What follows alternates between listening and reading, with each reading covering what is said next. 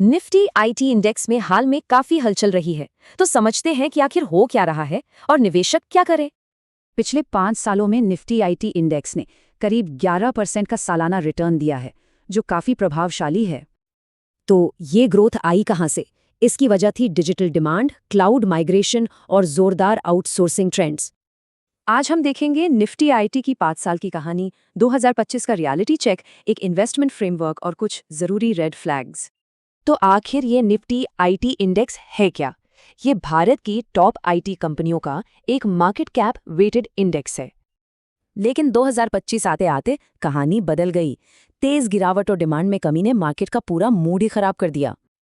तो एक इन्वेस्टर को क्या करना चाहिए? सिर्फ पिछले रिटर्न्स को देखना काफी नहीं है, उससे आगे सोचना होगा। यहाँ एक क्लियर इन्वेस्टमेंट फ्रेमवर्क काम आता है। ये हैं वो 5 संकेत जिन पर नजर रखनी है। तो इन सिग्नल्स के आधार पर एक्शन क्या हो? अगर फंडामेंटल्स मजबूत हैं तो ये एक कोर होल्डिंग बन सकता है।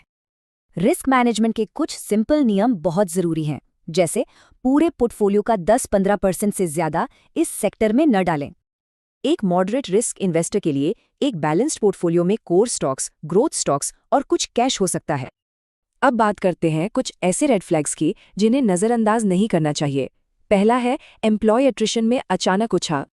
किसी बड़े क्लाइंट को खो देना एक बहुत बड़ा वार्निंग साइन है, खासकर अगर वो एक बड़ा कॉन्ट्रैक्ट हो। आखिर में ऐसे रेगुलेटरी बदलावों पर नजर रखें जो सीधे सीधे कंपनी की लागत और मुनाफे पर असर डालें। तो बॉटम लाइन क्या है? लॉन्ग टर्म विजन को आज के फंडामेंटल्स और सख्त रिस्क रूल्स के साथ बैलेंस करना जरूरी है।